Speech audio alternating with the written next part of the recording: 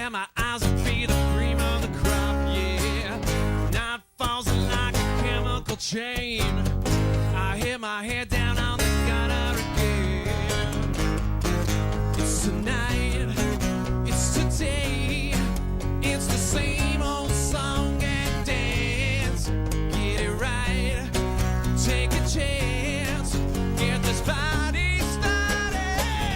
Hey babe, are you ready for the big show? Gotta rock, it's the only way to roll. Last call is a 1:15 daylight. We've gotta let it go.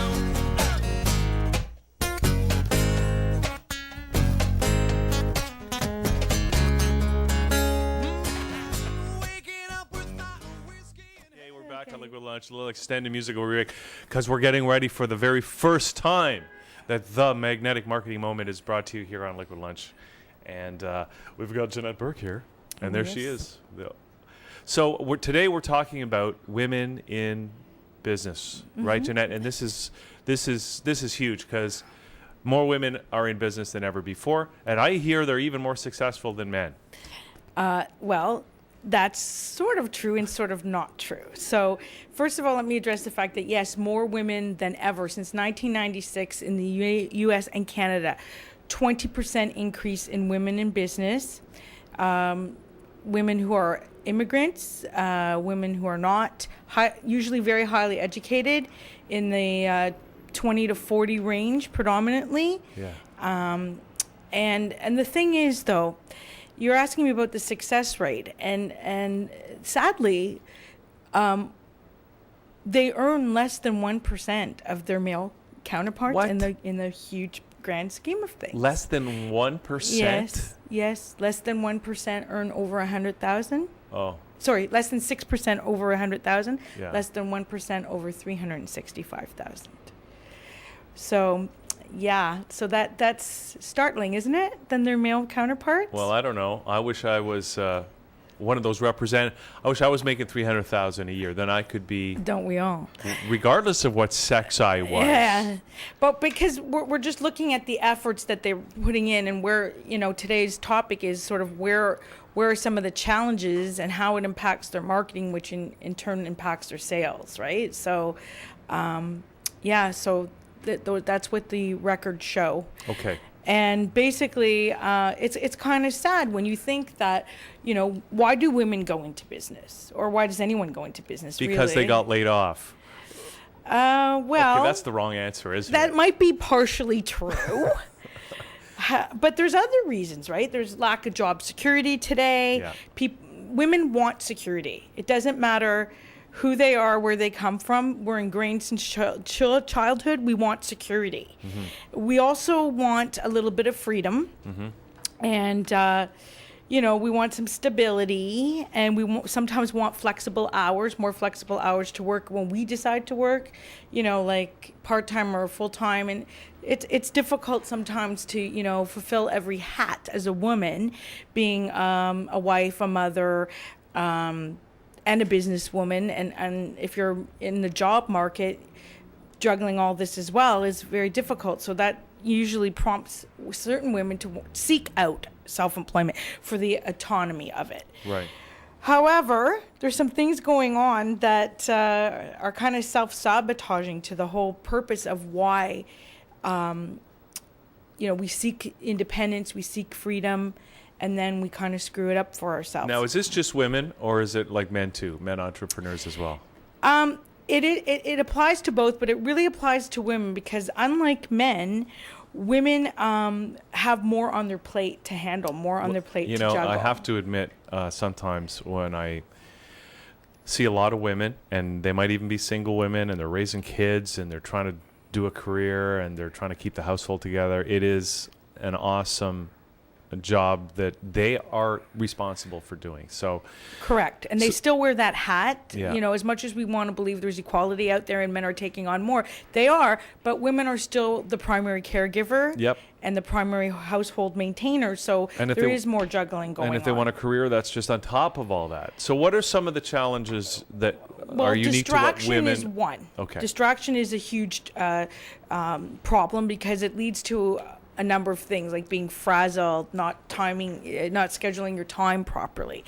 And so let me address some of that, and then I'll talk about how that impacts your ability to market yourself and then turn earn profit. Distraction, because a lot of women work from home. Yep.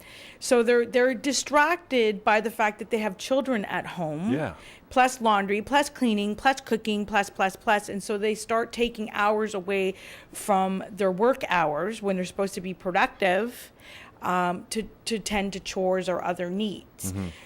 So that diminishes their available working hours. And that also diminishes their scheduling time if they're not very good at scheduling.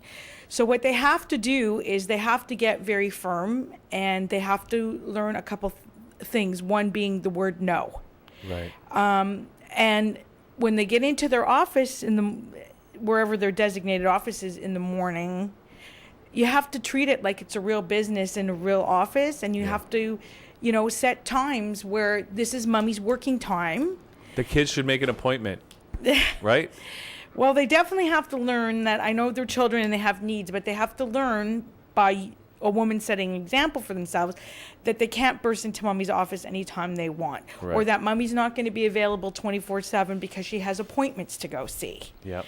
And this is really important because, scheduling is very important. It's part of taking away from the frazzled woman, overstressed, overscheduled syndrome, right?